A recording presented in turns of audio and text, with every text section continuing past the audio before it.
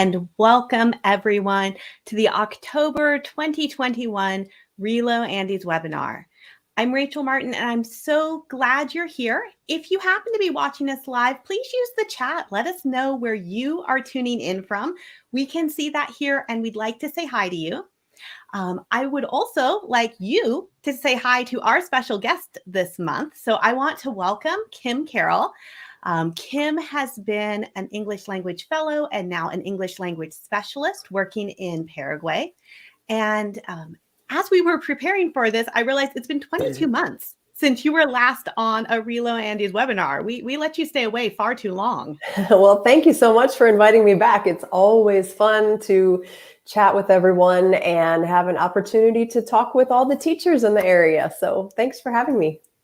Yeah, and we can see we have people joining us from all over the region, from El Salvador, from Arequipa, from Honduras, from Lima, from all over the world. So thank you for being here, and also welcome to everyone who might be watching this on the recording. I know this comes in the middle of the school day for many of us, so we're glad you're here.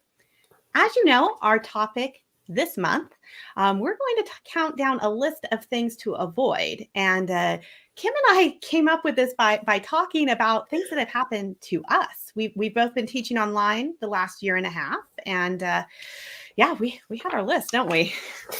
We came up with a really long list, actually. But since we're only going to be here for a short time with you all today, we tried to narrow it down to think about what are the things that cause the most trouble and what are some things that maybe we can have some solutions to.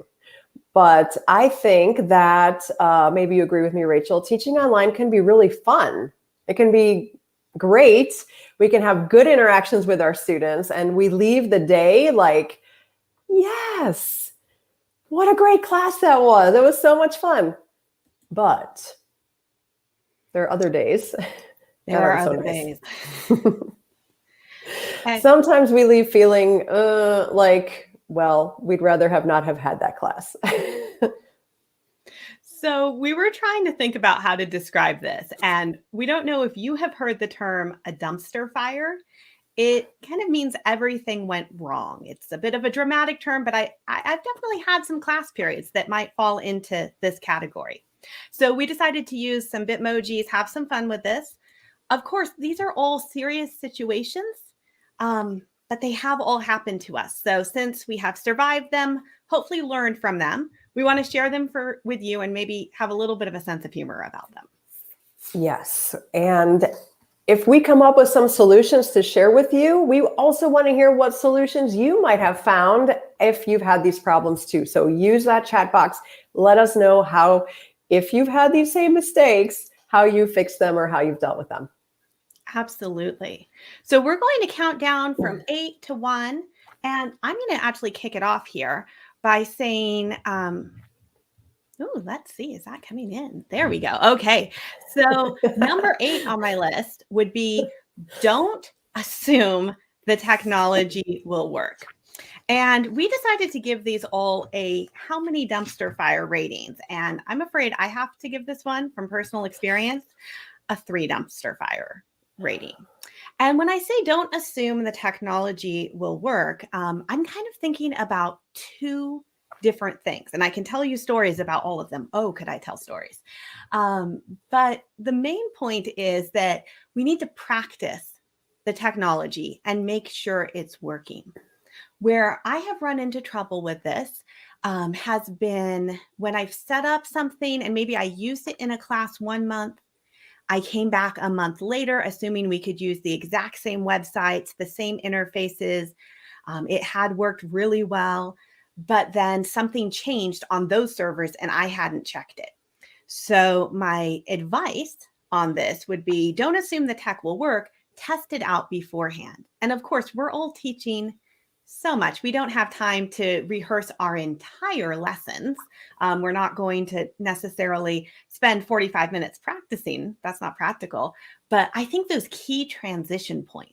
So when I'm preparing to give a lesson, if I have 4 different tabs open, making sure I know how I'm going to flip between my tabs, how I'm going to screen share. like I said, that the websites really are still working, that they didn't switch from free to paid or something like that since I last opened it. I don't know. I assume this has probably happened to you, Kim, or? It's happened. It's definitely happened to me. Once I even had a website that I always had students go to work on. And sometime in the 3 weeks that I hadn't taught that section, it flipped from a website to an app, and you couldn't even access it from the website at all. So then everyone thought I was asking them to download the app, and it was a disaster. So sometimes it's hard to think, how am I going to find time to check everything before class? But sometimes the alternative, which is sweating, trying to figure out how you're going to get your class back once the technology goes wrong, it's worth it to spend that extra 10 seconds to reorganize before class. Yeah. And like I said, really prioritizing those moments of transition. Similar to when I've been teaching face-to-face, presencial, transitions are where you gain or lose so much time. Transitions are where you gain or lose student attention often. So I think those transitions online are pretty important as well. So what do you have next on the list there? Why don't you take the next one, Kim? All right. Well, you started with one about the technology side, and I want to start with one about the human side. And I know we're all communicating via everything remote, everything technology right now, but don't forget that we are humans. We are human beings. We are one person talking to another person, even if it's across distance, if it's via WhatsApp, if it's via an LMS.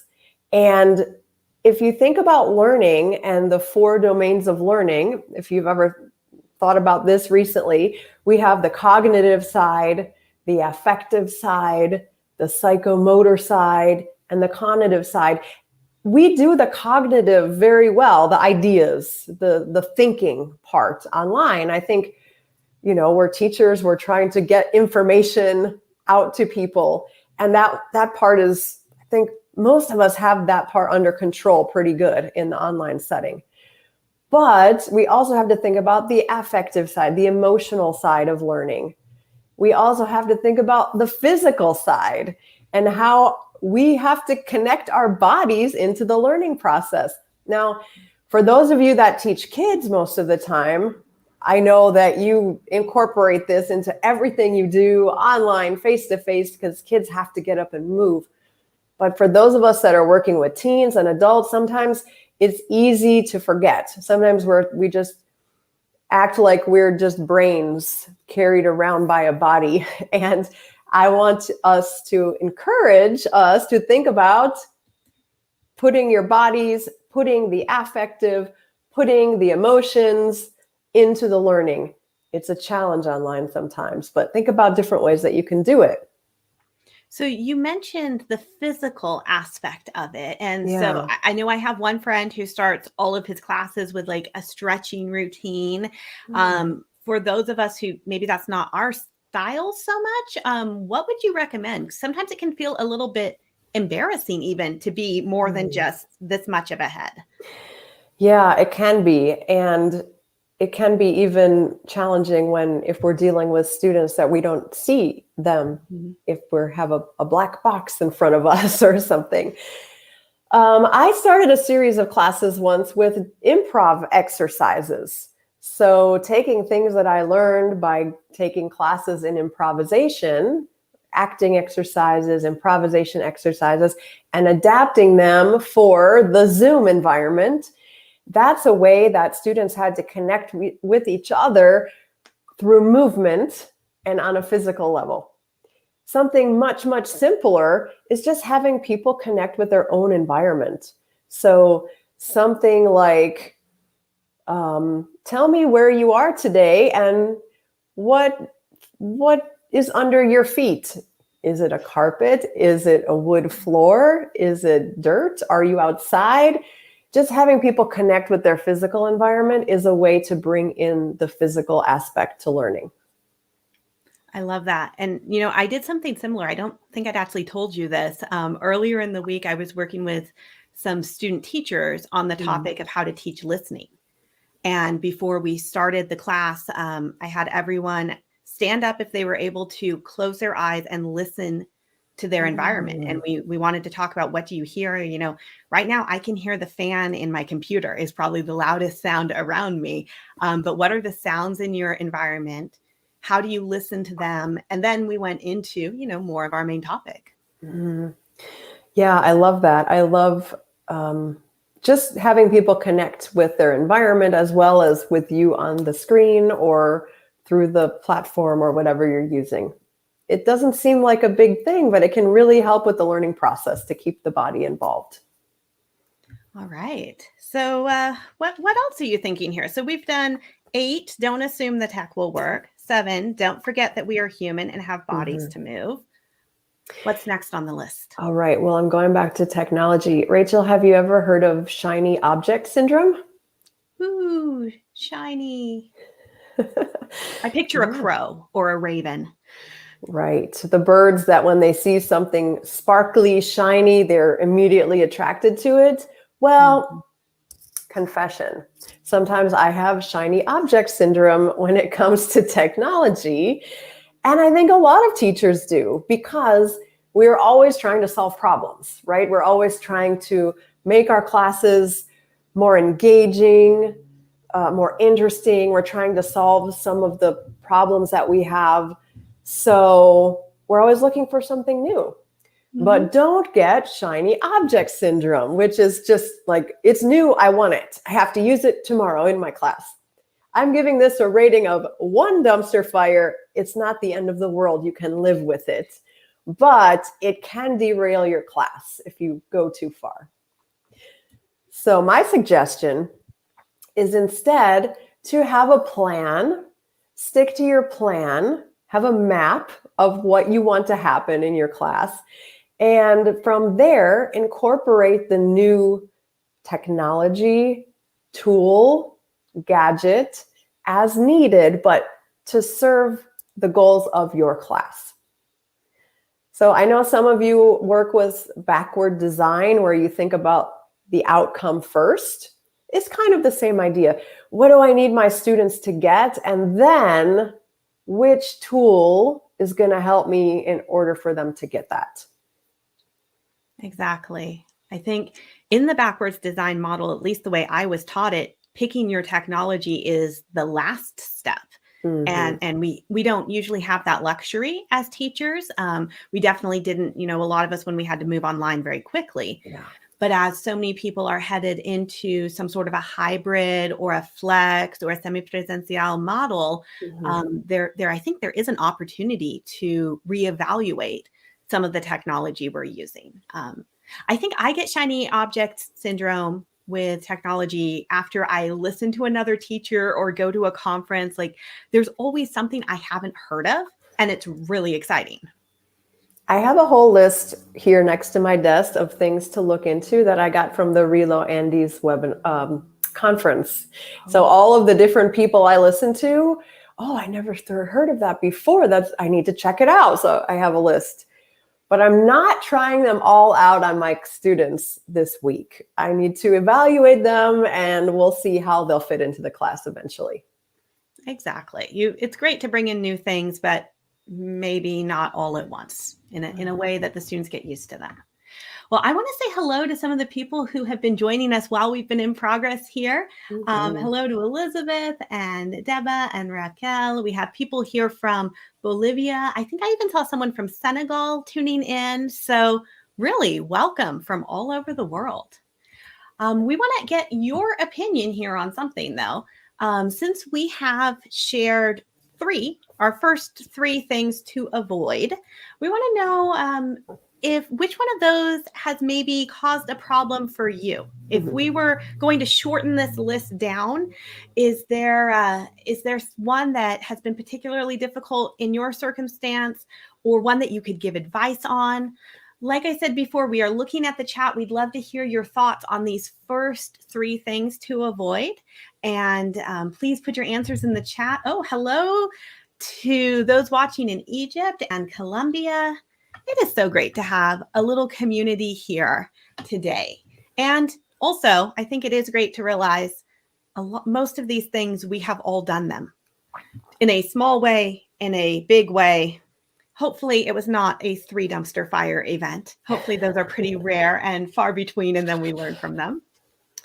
But let's keep going here. And let's see, you just talked about shiny object syndrome. I'm going to give one here that doesn't disagree with it, but is kind of the balancing perspective, I think. So while it is so important not to rush into every new idea, something I've noticed online is what's working in my class one week doesn't necessarily work the next month.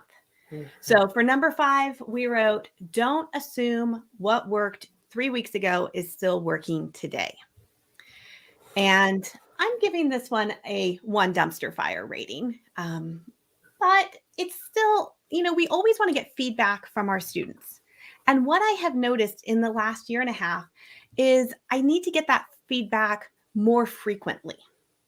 And not just feedback on, do they know the topic? How are they performing on the exercises? But I need to check in and see, are they still interested? Are they really bored with that app? Are they really bored with that procedure? Has it kind of played out? Because it seems like the life cycle for interesting ideas has gotten shorter. I don't know. Have you noticed anything like that?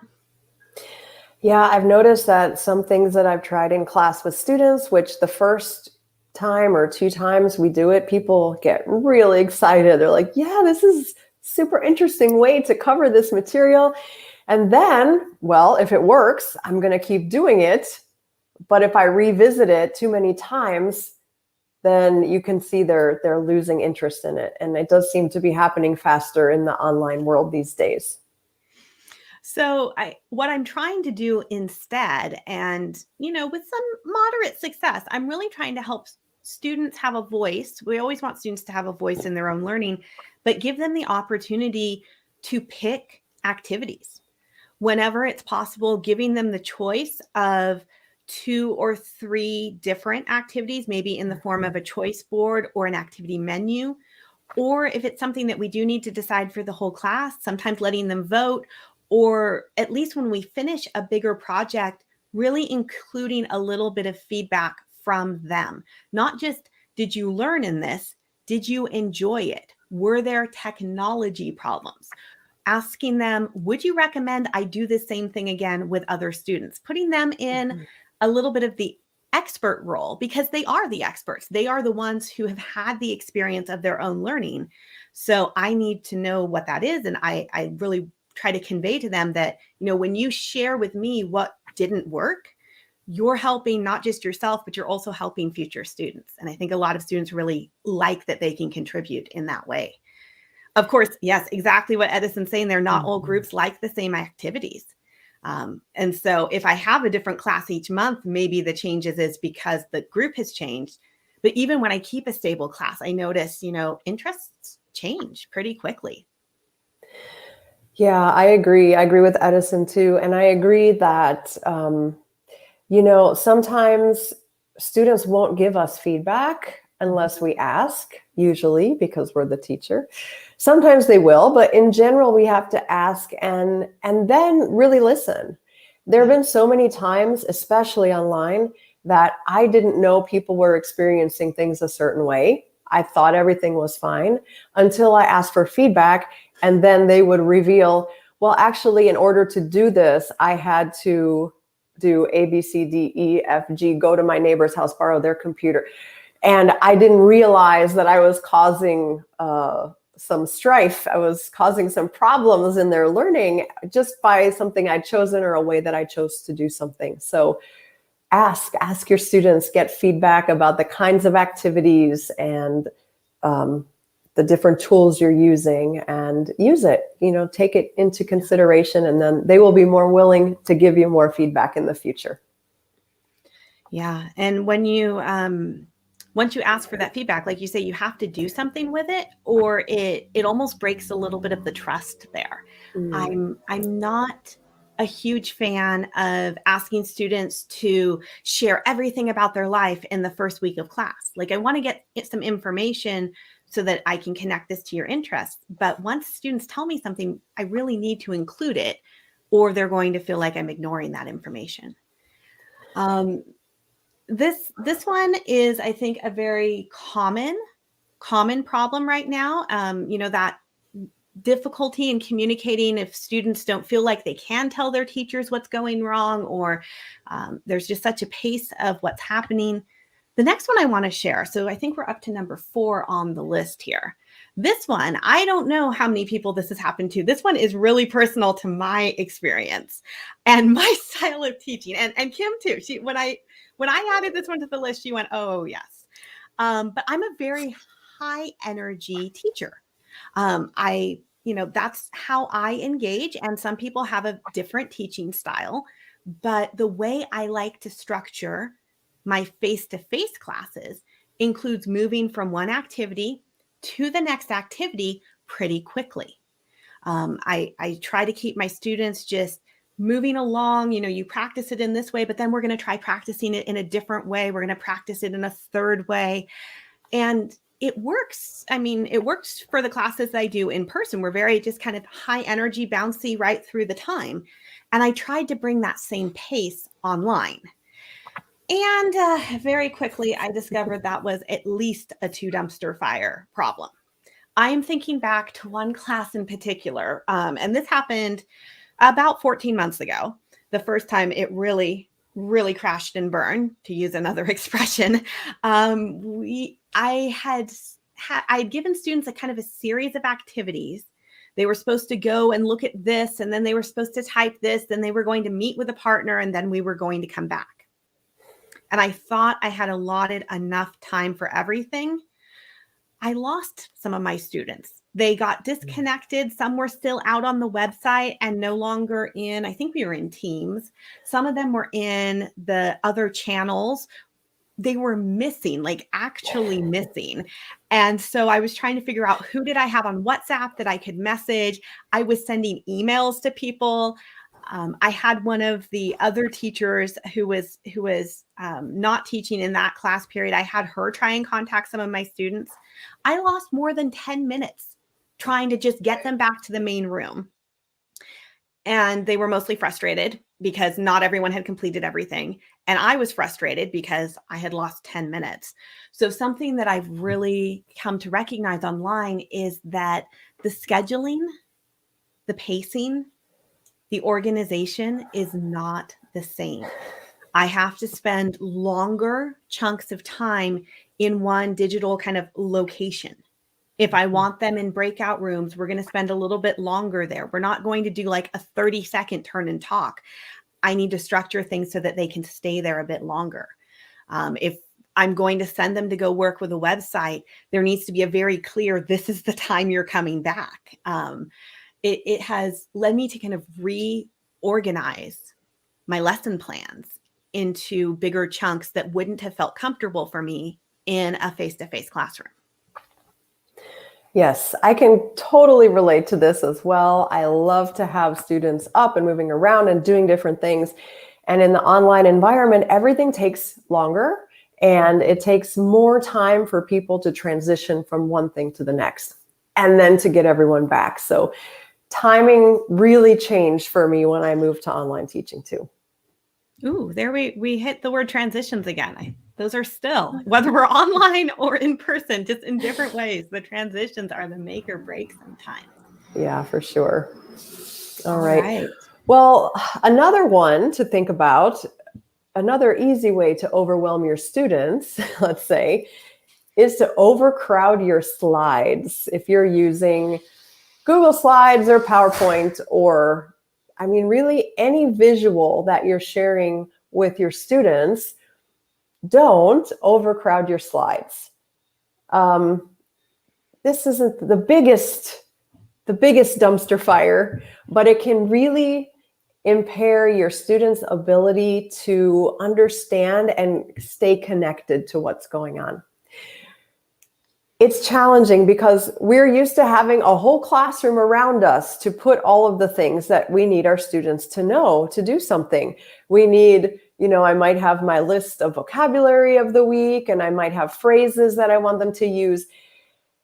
We have to figure out, how can my students have access to this information to complete the task without overcrowding the slides? I gave this 2 dumpster fires because I've had some pretty good disasters by trying to put everything in front of my students at once. One of the reasons this doesn't work is because your students might not be seeing the same thing that you're seeing. If they're on a phone logging in, then having tiny, tiny font with all of the things on one slide, they won't even be able to see it. They won't be able to see all of the things. So instead, some things you can try are leaving some space around words or images so that people can see them better. Make sure that you use really contrasting colors when you put print on a color. So black and white, that's the obvious biggest contrast. Make sure you're not using shades of the same color. This is really hard for visually impaired people, for anyone who's colorblind, even for anyone who has fatigue from looking at a screen all day. It's really hard on our eyes. So make sure you have a lot of contrast between colors of text and the colors of the background. Make sure you have your font large enough so that people will be able to read even from a phone if they're logging in from a phone. There's a lot of other things you can do to make your slides readable, but I think doing those 3 things will really help your students be able to stick with what's going on. Yeah, I look at my slides that I made a year ago, and some of them are kind of cringe. Like there has been a learning curve here, and I think this might actually be, out of all the ones that we're mentioning today, the one that I've put the most like personal professional development into, because I didn't really have a background in design, but I've gone and I've been learning about, the 9 principles of design and different things that work and don't work, and putting white text on yellow kind of makes me cry these days, but I still see it sometimes. Sure. Yeah, it's funny because it used to be what graphic designers did, but now as teachers, we all become material designers in an online space. So yeah, you can start with just a few rules and learn more as you go. All right, so we covered 3 more here, and we want to kind of look back before we give you our top 2. We're going to give you our top 2 and wrap up here in just a moment. But the last 3 that we covered were: don't assume that what was working 3 weeks ago is still working today. Don't move too quickly between many short activities. And don't overcrowd your slides. So which one of these do you think is the worst?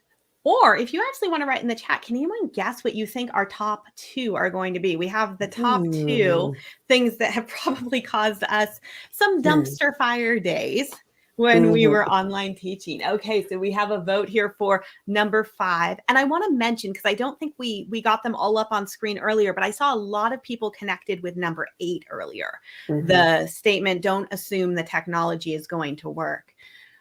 So we have, don't assume that the technology is going to work, connecting with don't assume what was working 3 weeks ago. Yeah, all right. If any of these are resonating with you in the audience, let us know if you have a story, if you have a piece of advice. And while you do that, we are going to hit our top 2 here. So I'm going to leave number 1 for Kim, since she is our guest expert today. So let me take number 2 here. Don't assume your students know the technology. And with the addendum to this, don't assume your students are thinking about the technology the same way that you as the teacher are. And I actually have a story about this that predates distance learning, predates pandemic teaching. I'm giving this a 2 dumpster fire rating, although the story I'm going to tell you, it definitely felt like a 3 dumpster fire a day. So 6 years ago or so, I was teaching in the States with 10-year-olds, and my students had to write an essay at home and then turn it in. And we used Google Drive a lot in that class. And most of them, saved it on their Google Drive and submitted it. And there was a student who had been working on it on her mother's laptop and had saved it to the hard drive of the laptop, not onto Google Drive. So when she came to class the next day and I had to say, I don't have your essay. Is everything okay? And she was like, oh, I did it. I wrote it. I spent all this time. And I was like, great. Where? And I realized in that conversation, and I recently read an article about this. So apparently it's quite widespread. Students who have grown up using phones and applications that save files within the app and have these super, super search functions.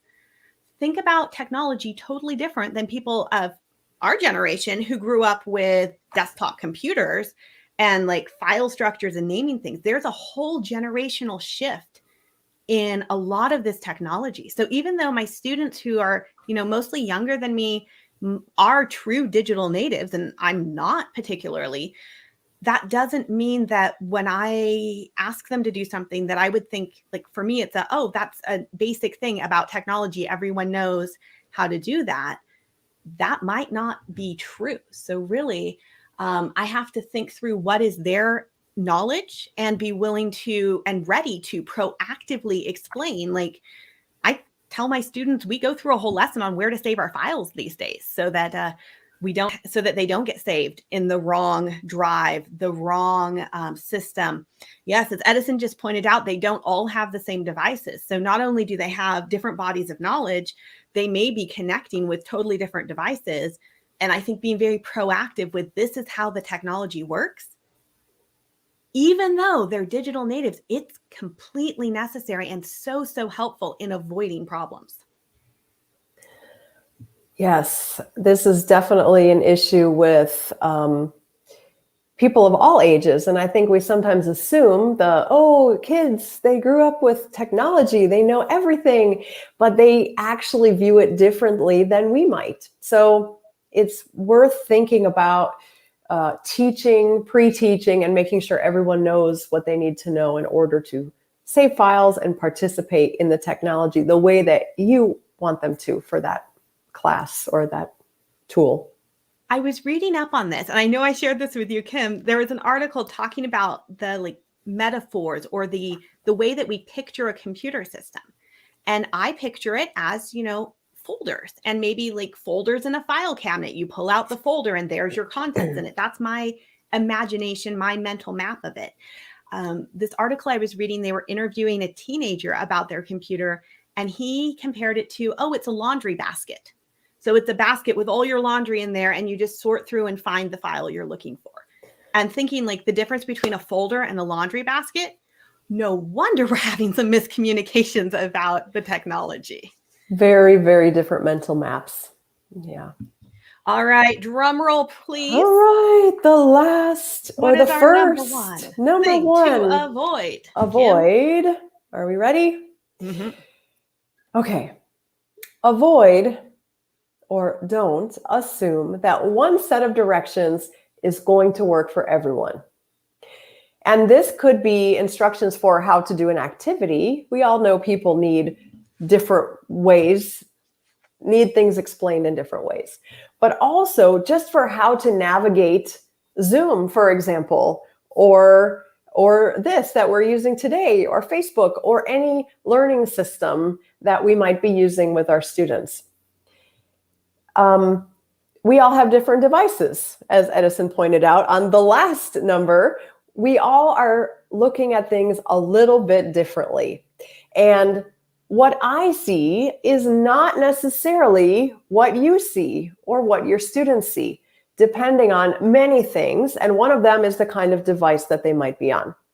So if I am insistently giving instructions to someone that in order to share, you need to go to the top right corner and click the blue share button, and that is not what they see because their device is different, their formatting is different. I've actually had the opposite of building rapport with students. I'm actually not connecting with them very well. And I'm trying to help, and they are trying to do it, but we are not looking through their glasses to see what they see. instead, very simple question can be helpful. I've used it at least 6 times today so far in other classes. Tell me what you see. So instead of me insisting, hey, do this, it's over here, it looks like this, it's a menu, it's got 3 lines and it's in the left corner, ask them, tell me what you see in front of you. Do you see this? No? Tell me what you see there. This can either help me to figure out what the issue might be. Even better than tell me what you see, show me what you see. If you can get them to screen share, if that's a possibility with your life, either by taking a picture and WhatsApping it to you or sharing your screen as you would in Zoom, for example, try to understand. It's very easy to not, but try to figure out how they are viewing it and seeing it from a different way. This happened to me just today. I was using Zoom and someone was trying to open a Jamboard and jump into a Zoom breakout room, and she got stuck and couldn't close the Jamboard. And I'm telling her how to do it, and then I remembered the advice. Hold on, tell me what you see. And when she explained it, I said, oh, are you on an iPad? And she said, yes. So then I was able to, I don't use an iPad, but someone else in the group did. And he said, oh, I can tell you what to do.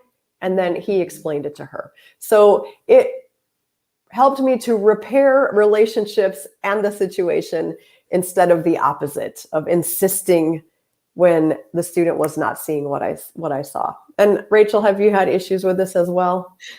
I kind of have a really extreme story that goes with this, where a student was logged into the wrong class on the wrong website, and she wasn't able to navigate the content. She was in a MOOC rather than in our school's system. And we were on the phone, and we finally figured it out. I wish I had used the tell me what you see. We finally figured it out because I kept insisting, up on the green bar at the top. And she finally said, it isn't green, it's red.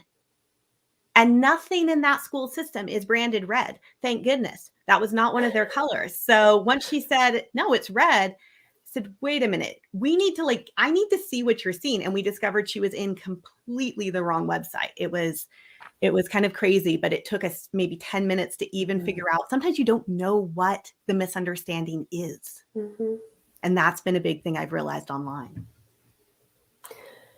For sure. So that was our top 1, but maybe you have some others. Maybe you have some stories, and maybe you have some other things that you would like to add to this list, and we would love to hear them. What would you add to our list of things to avoid in the online classroom? Because we won't go fully into these, but these were our 2 runners up, which was don't put people in and out of groups too quickly. That's different than presencial. And then also don't panic. But we have, Edison has one he would add here. Don't use a flashy background. Yeah. Absolutely. Yeah, it can be really distracting sometimes. All right. So I want to thank you so much for being here, Kim. And I want to invite everyone, if you would like to join me tomorrow at the same time that this webinar started. So we're looking at 2 p.m. Lima time.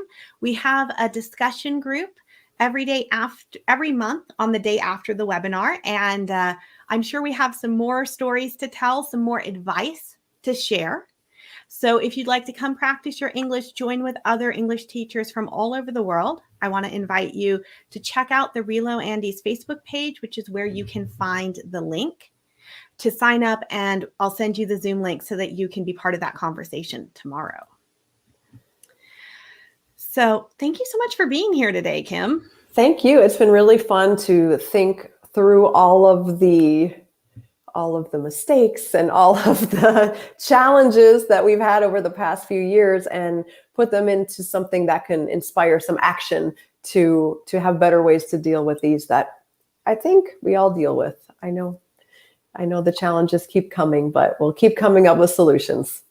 Online teaching has changed so much in the last year and a half. We've changed so much. Our students have changed so much. But thank you for joining us here. It's been great to have this moment to pause, to look, to make a fun little list. And I do want to invite everyone back again next month. We have these webinars here on the RELO Andy's Facebook page, third Thursday of the month, every month. So I hope to see you back in November. And thanks so much for being here, Kim. Thank you. Thank you, everybody. It was great chatting with you all. Bye, everyone.